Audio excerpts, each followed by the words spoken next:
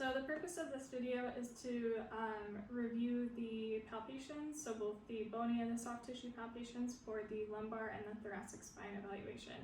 So before the patient even lays down on the table, remember the first thing we want to do is make sure that we are observing the patient. Some things to consider when it's a potential thoracic or lumbar spine injury may be the patient's gait. So are they walking with a drop foot, meaning is their foot slapping on the ground as they walk?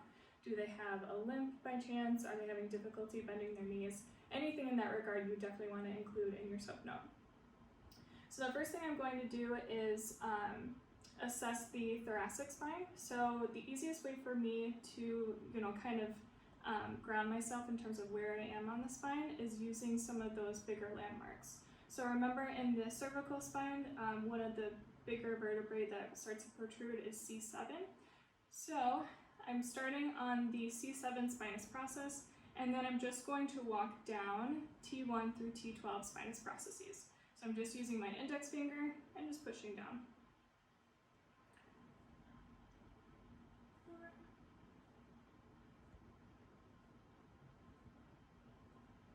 And I would note if there was any crepitus or if the patient reported any pain with me pushing down. I'd like to use a little bit of force just because there are so many posterior musculature that cover the spine, so I want to make sure that I'm really palpating with a purpose. Once I get to T12, so one of the clinical indicators that you are on T12 is if you are directly in line with the 12th rib, then you can go into the lumbar spine. So again, I'm just staying on the spinous processes and then just applying some pressure. What we call a posterior to anterior push. So I'm pushing posterior into the anterior direction. Once I get to L5, remember the last part is the sacrum, so I'm just going to palpate the most superior aspect of the sacrum. I'm going to go back up into the thoracic spine and I'm going to palpate the transverse processes. So remember in the lecture video I talked about the rule of threes. T1 through T3 will be, the transverse processes will be directly in line with the spinous process of the same level. So I'm just going to move my fingers gently adjacent to the spinous process to feel the transverse processes. T4 to T6, those transverse processes are half a level above the current level. So as I move from T4 to T6, I'm going to just note that I'm going to palpate slightly above to palpate the correct transverse processes. T7 to T9 is when the transverse processes are a full level above the current level that you're on.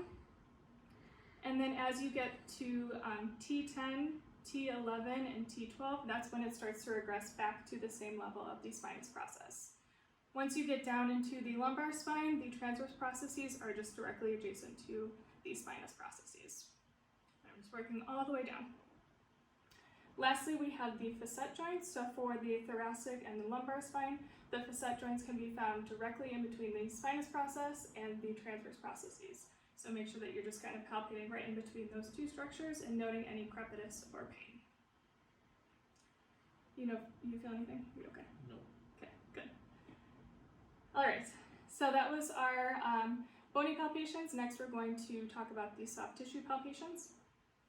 So one of the first ones I want to talk about is the supraspinous ligament. So that is the ligament that is directly in between each of the spinous processes. So I'm just going to palpate that all the way down. Next, we have the middle trapezius. So remember, the middle trapezius spans from C7 to T5 and it goes up into the, right along the posterior shoulder, so past the scapula and kind of up into the acromion process. And then for the lower trapezius, that's going to be T6 through T12. Again, just palpating the entire muscle belly up into the medial border of the scapula and noting any tension or any crepitus that may come about. Lastly, we have the erector spinae musculature. So remember that starts down in the iliac crest and then it basically works its way up towards the superior aspect of the head. All I really want you to know for this section is that there are those three main musculature that we discussed in anatomy. So think about the acronym I like spaghetti: iliocostalis, longissimus, and spinalis. Remember, the most lateral is the iliocostalis. As you move medial, you hit the longissimus, and then the most medial is the spinalis musculature.